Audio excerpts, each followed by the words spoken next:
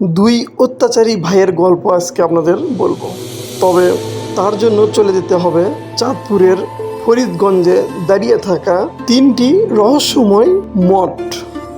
আর এই মঠটা অবস্থিত ফরিদগঞ্জের লোহাগড় গ্রামে ডাকাতিয়া নদীর কোল ঘেঁষে। লোহাগড় নাম এসেছে দুই প্রভাবশালী জমিদার ভাই লোহা ও গড় এর নাম থেকে। তবে দুই ভাই ছিল খুব অত্যাচারী। গ্রামবাসীরা তাদের দিকে ভয় পেত, তাদের বাড়ির সামনে দিয়ে কেউ সহজে যেত না। আর এমনও গল্প আছে যে তারা তাদের মাকেও হত্যা করেছিল। আর এই কারণেই অনেক বছর ধরে জায়গাটি ভুতুড়ে বলেও মানুষ এড়িয়ে চলে।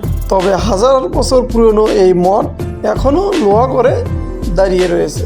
বর্তমানে দিনের বেলাও মানুষ যেতে এখনও ভয় করে, কারণ সেখানে নাকি আজ থেকে 10 থেকে 11 বছর আগে ওই মঠে চড়ে ওখান থেকে পড়ে গিয়ে একজন মারা যায়।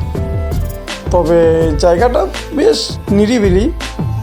ধারণা করা হয় এখানে আগে 5টি মঠ ছিল, বর্তমানে 3টি এখনও টিকে আছে। মঠগুলোর ডিজাইন অনেকটা প্রাচীন প্যাগাডোর মতো।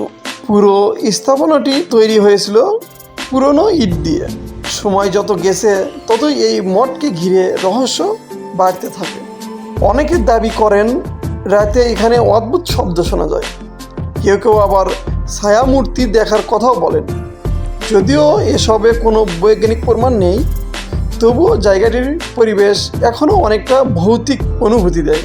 এখানেই নির্মমভাবে মানুষদের অত্যাচার ও মেরে ফেলা হতো, আর তারা এসব করত তাদের ক্ষমতা এবং সম্পদের লোভে। তবে জায়গাটা বেশ ভুতুড়ে। চাইলে আপনারা ঐতিহাসিক এই স্থাপনাটি ঘুরে আসতে পারেন। তবে যারা অ্যাডভেঞ্চার লাভার তারা এখানে গেলে হতাশ হবেন না, কারণ এখানে যে নিরিবিলি পরিবেশ আর ভুতুড়ে টাইপের আপনাদের অনেক হরর টাইপ ফিল দিবে। ভিডিওটি ভালো লাগলে চ্যানেলটি সাবস্ক্রাইব করে সুন্দর একটা কমেন্ট করে যাবেন।